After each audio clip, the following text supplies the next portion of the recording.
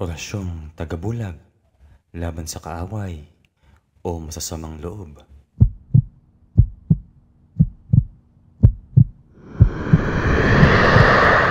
Magandang araw sa inyong lahat. Ako si Maestro Verbo ng Karunungang Lihim.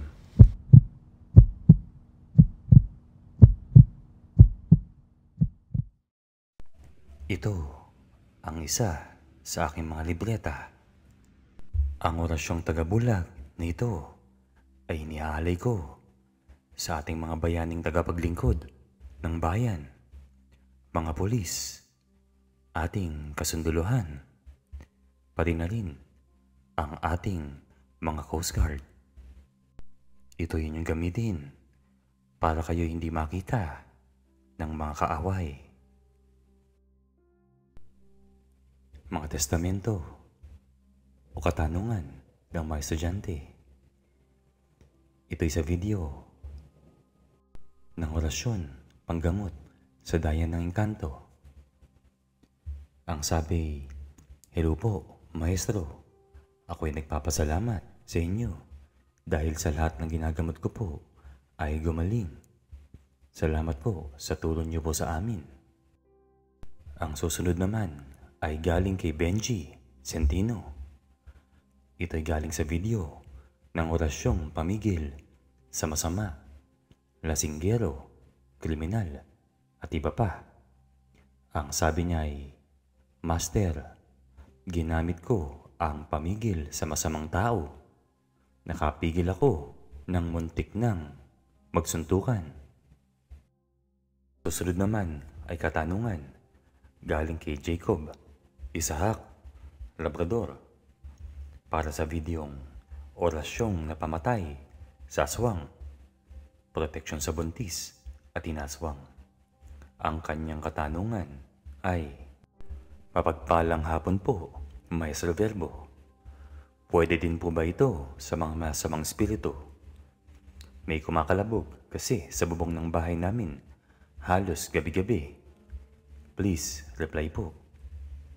Jacob, kung masamang espiritu ang nanggugulo sa inyong bahay, hanapin mo ang aking aral tungkol sa orasyong pangpasabog ng masamang kapangyarihan, espiritu o nilalang. Yan ang iyong gamitin.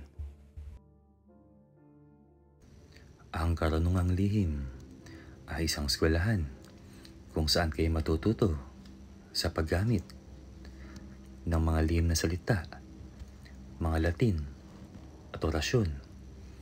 Kayo ay magkakaroon ng kapangyarihan. Ang mga orasyong ito ay galing pa sa aking mga ninuno na aming lahi ng mga verbo. Ang mga orasyong ito ay purong kanan at galing lamang sa ating mahal na Diyos. Gamitin sa pagtulong sa kapwa ang mga orasyon. Orasyong tagabulag laban sa kaaway o masamang loob.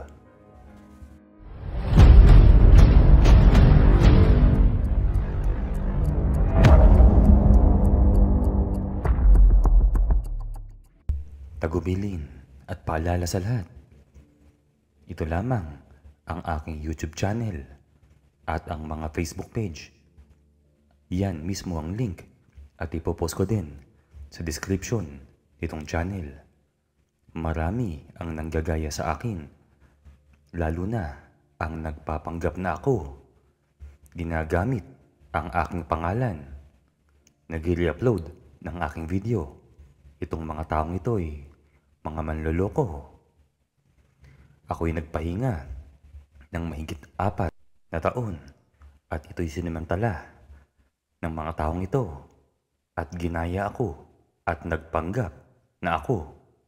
Meron pang gumawa ng TikTok account. Sa ngayon, ako ay walang TikTok. Pakipasa ang mensaheng ito at mag-iingat sa mga peke. Madali niyong malalaman na ako si Maestro Verbo. Unang-unay, sa boses pa lamang, walang makakagaya sa aking boses. Pangalawang tagubilin, may mga kumakalat o nagpapakalat, lalong-lalo na nung ako'y nagpahinga ng 4 na taon.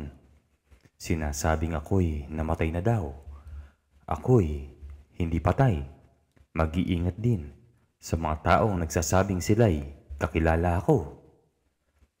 Ang aking mga admins lamang manggagaling ang mga official messages, pati na rin dito sa aking YouTube at sa mga Facebook page na aking ipinaskil. Ang orasyong ito ay alay ko sa mga Pilipinong nasa lugar ng giyera. Katulad na lamang dyan sa Middle East, sa Israel. Itong orasyong ito ay proteksyon dahil hindi kayo makikita ng inyong mga kaaway o masamang loob. Ito'y itinuro ko sa ating mga kaibigang pulis at mga sundalo, pati na rin ang mga Coast Guard. Ito'y alay ko sa ating mga kapatid na hindi pa nakakaalam ng orasyong ito. Gamitin kabutihan. Ito hindi gagana kung ikaw mismo ay kriminal at nagtatago sa batas. Ito ang paraan ng pagkapaandar.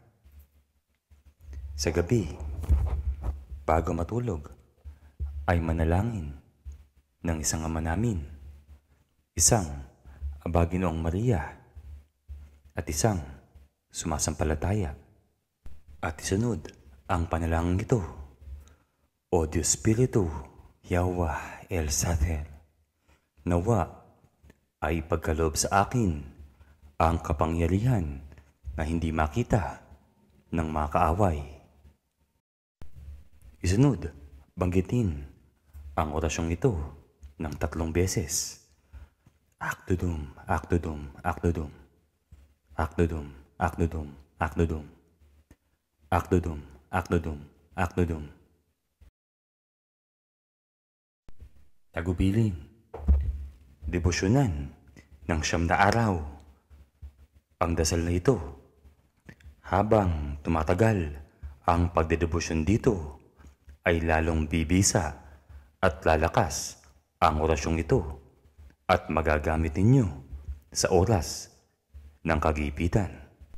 Ituro ang orasyong ito sa mga taong nangangailangan, lalong-lalo na ang mga Pilipino ngayon na nasa gitna ng giyera sa Middle East, pati na rin ang ating mga bayaning nagtatanggol sa ating bayan, ang mga pulis, sundalo, at mga Coast Guard.